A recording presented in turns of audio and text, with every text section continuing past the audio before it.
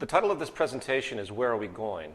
This is actually the second part in a two-part series. The first one was done in London called Where Are We Now, which dealt with the financial system and other attributes you might be familiar with if you follow the work that I do with the Zeitgeist movement, which is the activist and communication arm of another organization called the Venus Project. More on these organizations as we go along. Part 1, Evolutionary Baggage. Roughly 10,000 years ago, the human species stumbled into a new social paradigm, which is now referred to as the Neolithic Revolution. During this time, it appears we began a transition from predominantly egalitarian societies consisting of hunters and gatherers to an agricultural revolution where deliberate cultivation of food replaced the more passive finding of food sources, hence allowing for much more control over production. At the same time, there also seems to be a major push in the advancement of what we call technology today. Stone tools were advancing, which eventually set the trend for the Bronze Age, which used the forging of more malleable copper, and then the Iron Age, which enabled more strength, so on and so forth. I think we know all these patterns.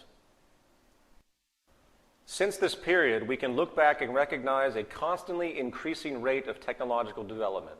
In fact, it appears to be an exponential increase. This graph here, made by Ray Kurzweil, shows an exponential increase of the mass use of inventions, specifically communication technology, computer technology, and the like. Next to it is another chart which shows a history of technological invention and the amazing rate of progress in general. I think it is safe to say that this evolution of technology, and hence science itself, has been and continues to be the fundamental catalyst for progress and change. It is by far the primary factor driving the development of human civilization, not only in the facilitation of achieving specific ends, but also in the more subtle manifestation of our belief systems, philosophy, frames of reference, and essentially how we interpret the world around us. The scientific method itself is a form of technological tool, and its application has continually advanced our understanding of the world around us, facilitating constant change. Unfortunately, cultural beliefs that we all share, traditions, are very rarely in tandem with the socially progressive nature of science and technology. This is termed culture lag. This stems from social identifications with existing traditional values and established institutional practices.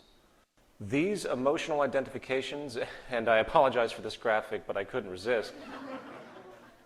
These emotional identifications are a source of comfort for us. In fact, I have an anecdote. When I was coming here from the airport, I saw the Amish. They have evidently lived nearby, and they were driving on the street. It was nighttime. What did they have? They had electric lights on their horse and buggy.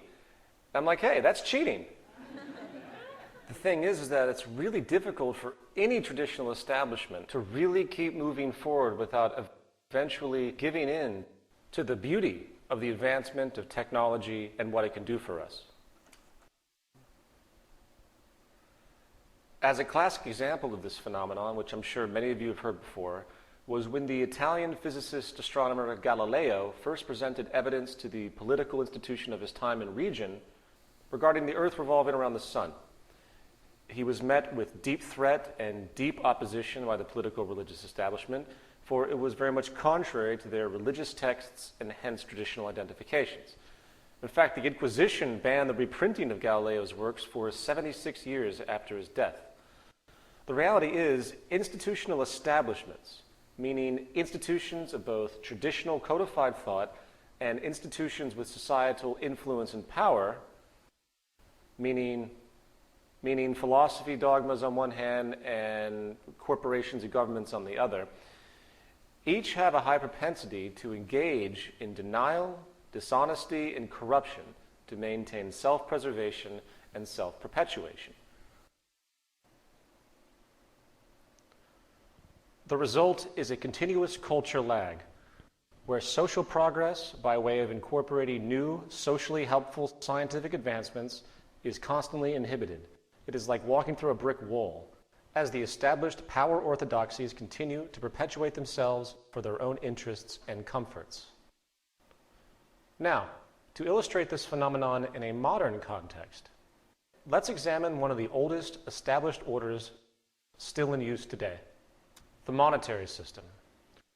When I say the monetary system, I don't mean native monetary policy, interest rates, the fractional reserve policy, central banks, or any other component attribute.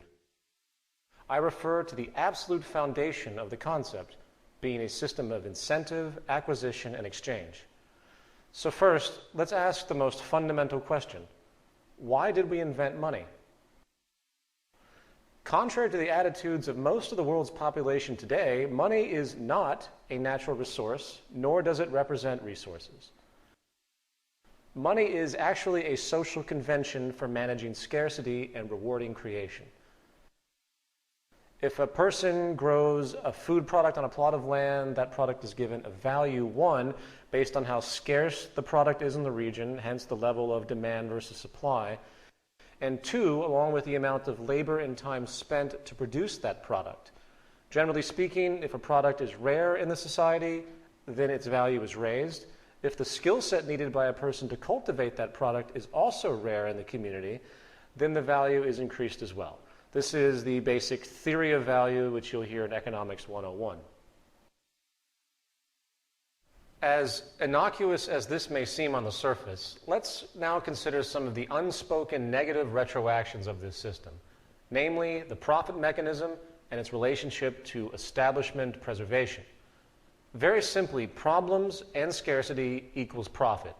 Socially negative attributes of society become positively rewarded ventures for industry.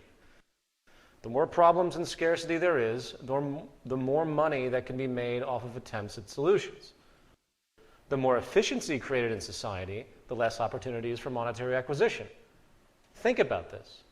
In other words, and this might sound rather pessimistic and abrupt, but there is very little intrinsic reward and hence motivation to solve any currently profitable problem in existence. The very nature of monetary reinforcement condones the perpetuation of problems.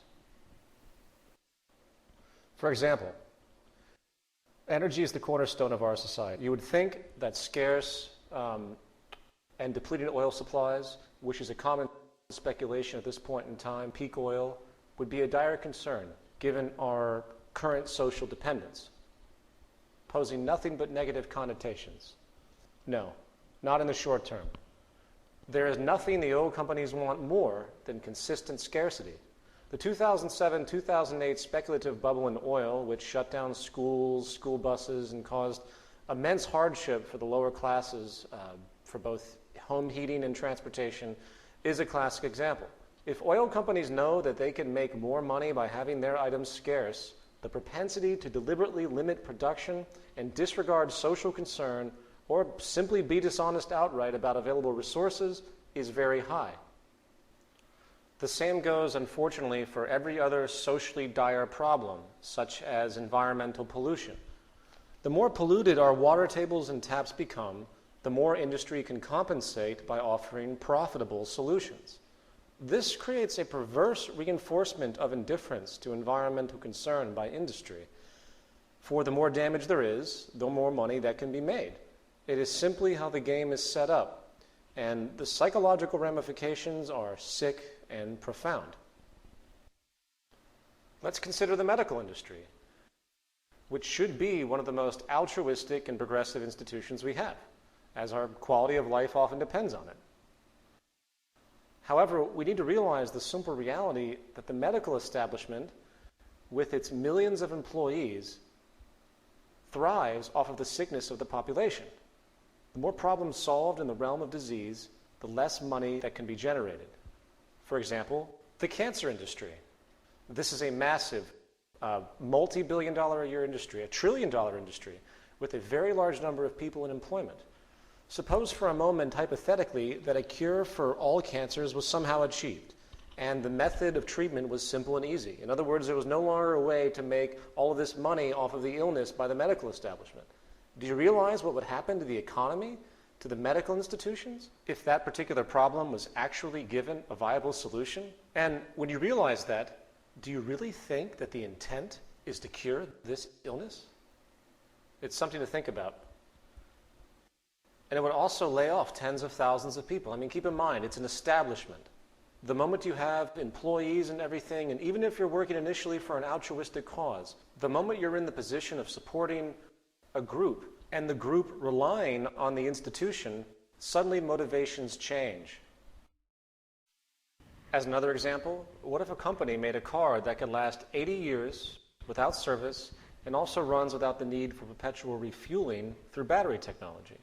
The aftermarket value of that car would be virtually zero, and billions of dollars would be lost due to the now obsolete consumer oil and auto service market industries.